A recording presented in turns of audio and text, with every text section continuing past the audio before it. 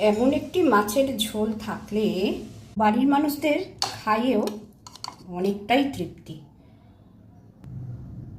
তারা যখন বলে আহা ঝোলটা কি দারুণ খেতে হয়েছে, তখন সত্যি মনের মধ্যে ভীষণ আনন্দ পাওয়া যায়। আর এই সাথেই পরম পাওয়া হলো আমার মায়ের হাতের রান্নার স্বাদ। মনে পড়ে যায় তখন মা এইভাবেই রান্নাগুলো করতো। আর গরম ভাতের সাথে এই কই মাছের জিরে মরিচ দেওয়া ঝোল অসাধারণ, অতুলনীয়। তাহলে চলো দেখে নিই আজকে মায়ের মতো জিরে মরিচ দেওয়া কই মাছের ঝোল কিভাবে আমি রান্না করলাম, আর তোমাদের সাথে তাহলে এটাই আমি শেয়ার করছি। চলো তাড়াতাড়ি তাহলে রান্নার দিকে চলে যাই। আমার ইউটিউব পরিবারের সমস্ত প্রিয় বন্ধুদের জানাই আন্তরিক শুভেচ্ছা। আশা করি তোমরা প্রত্যেকে খুব ভালো আছো, সুস্থ আছো। কুমকুমের রান্নায় আজ দেখছো মায়ের মতো করে জিরে মরিচ দিয়ে কই মাছের একটি পুরনো দিনের রেসিপি শেয়ার করছি।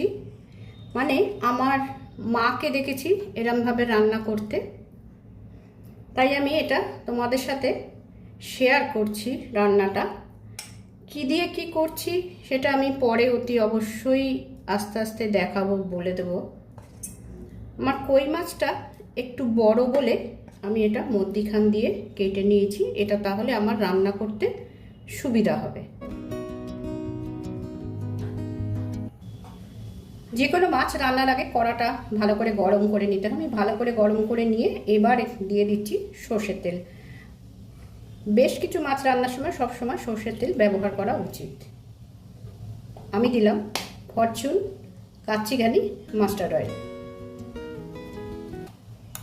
এবার তেলটাও ভালো করে গরম হোক। তেলটা গরম হোক, মাছটা তেলে ছাড়ার আগে দেখিয়ে নি কি কি মশলা লাগছে।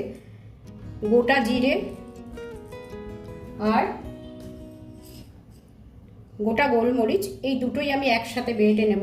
গোলমরিচের পরিমাণটা মাছের পরিমাণ আর বাড়িতে ঝাল খাওয়ার পরিমাণ অনুযায়ী দিতে হবে। আর এটা ফোড়নেও আমি গোটা জিরে দেব। এবার তেলটা গরম হয়ে গেছে, এবার আমি মাছগুলো ছেড়ে দিচ্ছি। মাছ কিন্তু খুব বেশি শক্ত করেও ভাজবো না, আবার খুব বেশি হালকা নরমও রাখবো না। মোটামুটি যেরকম ভাজলে মাছের ঝোলের একটা স্বাদ পাওয়া যাবে সেই অবধি আমি ভেজে নেব মাছগুলোকে পরপর। আমি কিন্তু মাঝে মাঝে একটু ঢাকা চাপা দিয়েই ভাজবো, তার কারণ কই মাছ একটু শক্ত প্রকৃতির, তাই সিদ্ধ হতেও একটু সময় লাগবে। তাই ভাজার সময় যাতে বেশ খানিকটা সিদ্ধ মতো হয়ে যায়। আর কই মাছ সর্ষের তেলে ভাজলে খুব সুন্দর একটা ফ্লেভার তৈরি হয়। মাছগুলো সব ভেজে নিলাম, এইবারে আমি মূল রান্নার দিকে চলে যাব।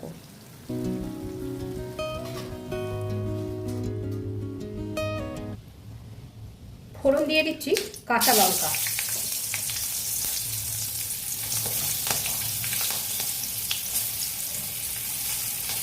গোটা জিরে, তেজপাতা,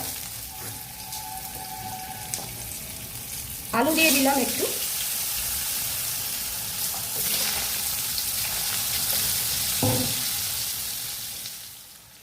একটু লবণ দিয়ে আলুগুলো একটু লালচে করে ভেজে নিচ্ছি। আর একটু চাপাও দিয়ে দেবো যাতে তাড়াতাড়ি নরম হয়ে যায় আলুগুলো। গ্যাসের ফ্লেমটা মিনিট দুয়েক কমিয়ে রেখে আলুগুলো ভেজে নিয়েছিলাম, বেশ ভালোই লালচে হয়েছে। এবারে কিন্তু একটু টমেটো টুকরো করে রেখেছি, সেই টমেটোটা আমি দিয়ে দিলাম।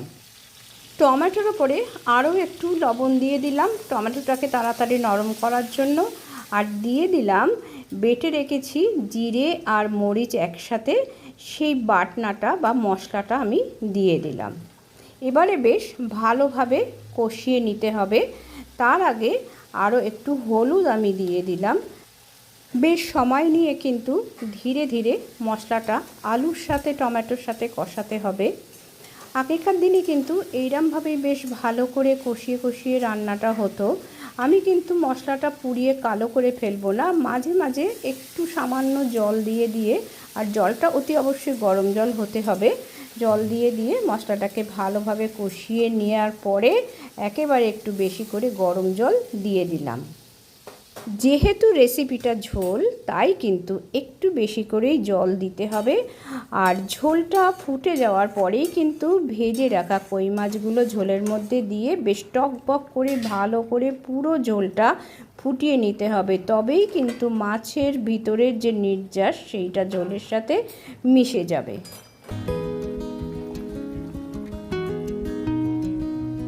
তাহলে আর কোনো কাজ নেই, ঝোলটা বেশ ভালো করে ফুটে গেলেই কিন্তু জিরে মরিচ দেয়া কই মাছের পাতলা ঝোল একেবারে রেডি।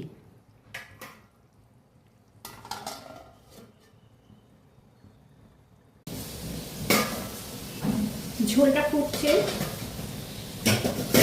মাছগুলো উল্টে দেব আর একটু দেখে নেবো লবণটা ঠিক আছে কি।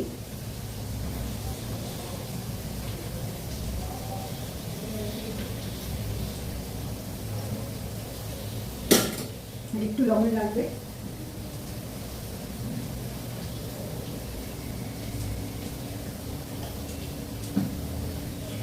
আমার মা এইভাবেই রান্না করতো, এতে জিরে মরিচ পড়ছে কিন্তু কোনো আদা বাটা পড়ছে না। আর টমেটো দিত না মা, এখন আমার টমেটো আছে তাই আমি টমেটোটা দিলাম। টমেটো না দিয়েই রান্নাটা আগে হতো।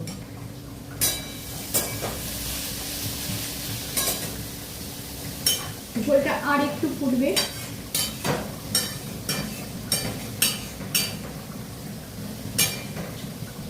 মাছগুলো সব উল্টে দিয়েছি।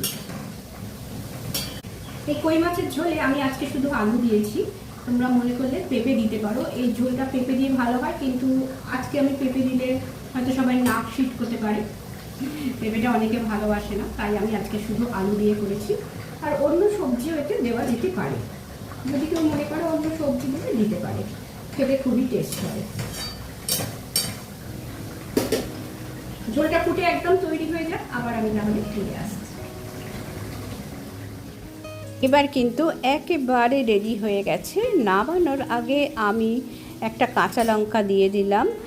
যদি কেউ ঝাল খেতে বেশি পছন্দ করে তাহলে কিন্তু আরও বেশ কয়েকটা কাঁচা লঙ্কা ভেঙে এর মধ্যে দিতে পারে, দিয়ে কিন্তু ঝোলটা চাপা দিয়ে রেখে দিতে হবে স্ট্যান্ডিং টাইমে। আমার একটু তাড়া ছিল বলে আমি কিন্তু ঝোলটা একটা পাত্রে ঢেলে রাখলাম। তাহলে আজকের এই কই মাছের রেসিপিটা তোমাদের আশা করি খুবই পছন্দ হবে, আর বাড়িতেও তোমরা একদিন এইভাবে কই মাছের ঝোল রান্না করে নাও। ভিডিওটা আজ তাহলে এখানে শেষ করছি, পরের দিন চলে আসছি আবার অন্য কোনো রেসিপি নিয়ে। সবাই ভালো থেকো, সুস্থ থেকো, আনন্দে থেকো। ধন্যবাদ।